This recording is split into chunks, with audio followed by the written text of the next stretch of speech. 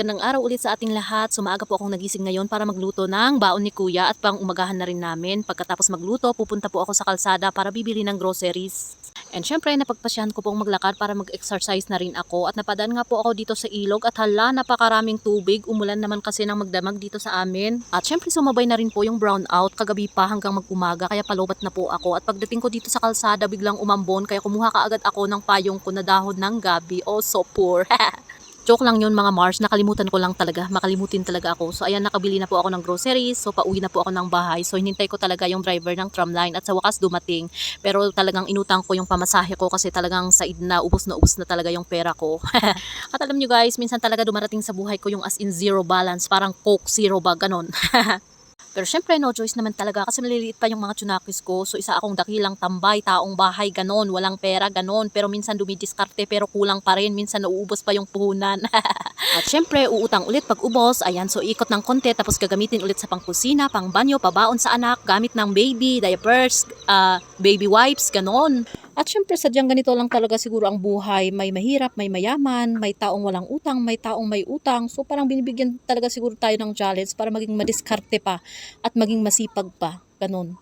Hi, end na tayo dito guys sa utang-utang na padami na naman akong sinabi, medyo nahihiya na ako, charot. So kain na ako guys kasi hindi ako kumain kaninang umaga, nagmilo lang ako at nagtinapay. So talagang hinahanap ng katawan ko yung kanin. So pagkatapos kumain, nilinis ko yung mga bote ng gamot na pinagkaubusan ng mga junakis ko. And actually naman talaga guys, nung nakaraang 3 buwan, nilinis ko talaga itong mga bote ng mga gamot pero ang bilis nilang dumami kasi naman yung mga junakis ko, palagi silang sinisipon at inuubo lalo na kasi pag taglamig dito sa amin. Pag kasi nagsimula dito ang Burr months, talagang umuulan palagi tapos malamig pa. Minsan umiinit tapos biglang uulan, ganon. So sino ba namang batang hindi makakasakit nito? So kailangan talagang malakas ang kanilang resistensya pero hindi talaga may iwasan na magkaroon sila ng sipon at saka ubo. So habang tinitignan ko nga yung mga pinakaubusan nila ng gamot, hay salamat, at least nakasurvive sila at nagamot sila dahil sa mga binigay ng mga doktor. So pagkatapos niyan, inayos ko tong higaan namin guys. Kaliit itong bahay namin. So dito kami kumakain, dito naglalaro yung mga bata, dito kami natutulog. So talagang multi talaga itong maliit naming kwarto, ganon. So kailangan talaga naming ayusin para naman kasi nakakahiya sa mga biglang bibisita sa bahay namin. Tapos ang dungis-dungis ng bedsheet namin. So bigla talaga akong nahihiya. Ayan, so tingnan nyo. Napakasimple po ng munting bahay namin. Hindi siya malaki. Parang isang kwarto lang, ganun. Pero alam nyo, may first floor siya. At ito na nga po tayo guys. Tapos na po ako dito sa second floor. So inayos ko ng onti. Konti lang talaga kasi alam ko magugulo din yan. So life with kids talaga. Hindi ako nag-expect na talagang hindi magugulo yan.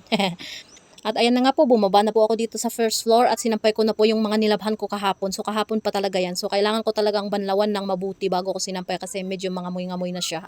So naubos na rin yung aking downy. Oh my gosh. At dahil wala pa akong spinner, talagang pinilipit ko talaga ng mabuti para matanggal yung mga tubig. Pero tignan nyo naman, tumutulo pa rin. Hay buhay.